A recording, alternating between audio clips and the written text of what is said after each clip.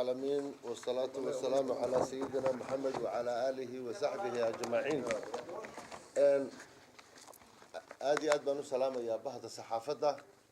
حبناها حسب جاي محنكور هذا حرمت التوجيه متهال كيمي وإنه لسه عني حسب كلمية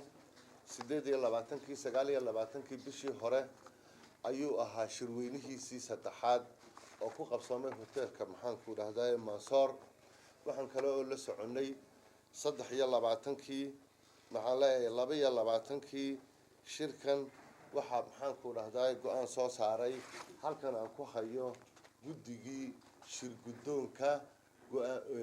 hageysay ee hogaaminaysay shirweynihii saddexaad ee xisbiga go'aan ay soo saareen ayaa maxaan ku dhahday ay noo keeneen gudoomiyaha xisbiga aniga gudoomiyihii golihii dhexe ee hore xoghayahii guud ee xisbigu annaguna waxaanu sii deynay shir jaraa'id oo aanu kaga hadlayno arrintan isla shalayto shir gudoonkii ayaa haddana hadal kale maxaan ku dhahday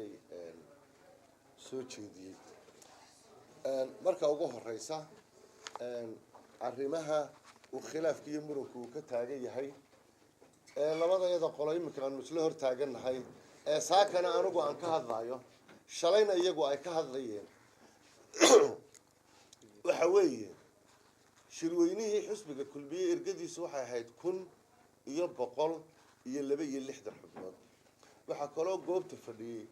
dad aan qiyaasi karayo kolley tiradii la qaybiyay ee xisbigu si official u qaybiyay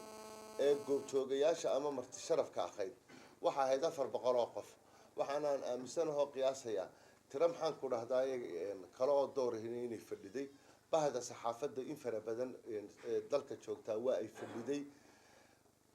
waxaanu imika ku muransanahay go'aamadii shirku uu soo saaray marka ugu horeysa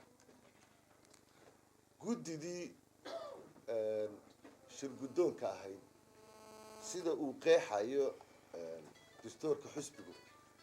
waxa ay awoodooda iyo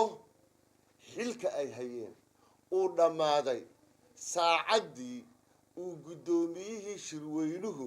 uu yiri shirweynaha xisbigu uu xidhan yahay saacadaas uu isaga dhamaaday waxa ay ahayd inay markaa annaka maalintii ku xigtay wixii ay document ahaayeen ay nagu soo wareejiyeen maadaama aan shirweynihii laga ansixin xubnaha iyagii golaha dhexe gudoomiyaha xisbigu wuxuu